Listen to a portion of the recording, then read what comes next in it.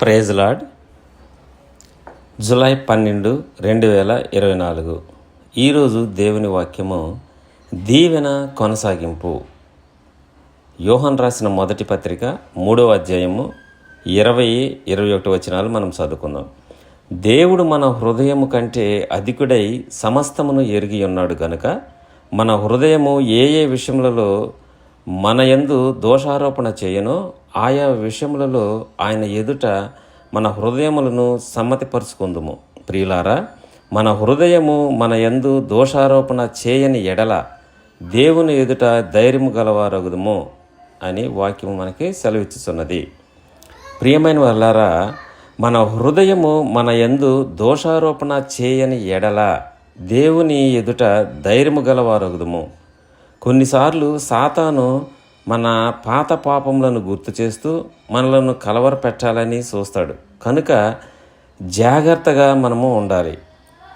ఎందుకంటే దేవుడు మన పాపములను తన వీపు మీద వేసుకున్నాడు గనక వాటిని ఇంకా మనం ఎన్నడూ గుర్తు చేసుకునే అవసరం లేదు, వాటి వైపు మనము చూడనవసరం లేదు.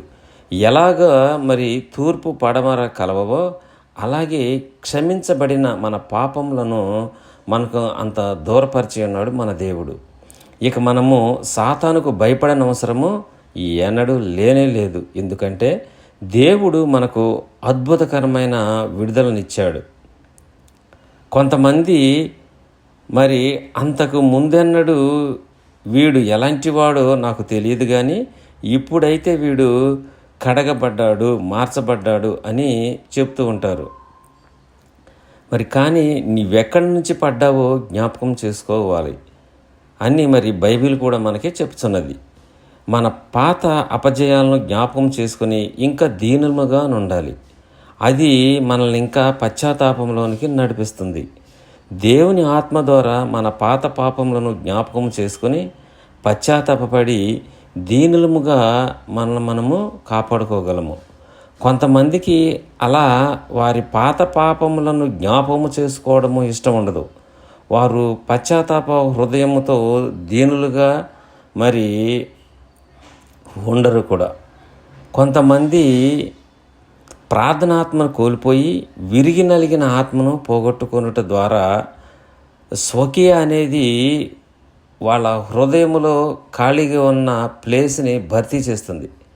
కనుక వారు ప్రాముఖ్యత, సొంత ఘనత, మెప్పు కోరుకుంటారు. ఆత్మీయ కొనసాగింపు లేకపోతే అంతా వ్యర్థమే. యేసు తల్లి మరియా ఇది మొదలుకొని అన్ని తరముల వారు నన్ను ధన్యురాలని అంటారు అని చెప్తున్నది. దీవెన అలా తరతరాలకు కొనసాగాలి. అలాంటి ఆత్మీయ దీవెన కొనసాగింపు విషయం కొంతమంది బుద్ధిహీనులు పట్టించుకొనరు.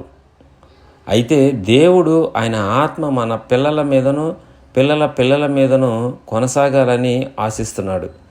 దేవుని దీవెన తరతరములకు కొనసాగాలి. ఆమేన్.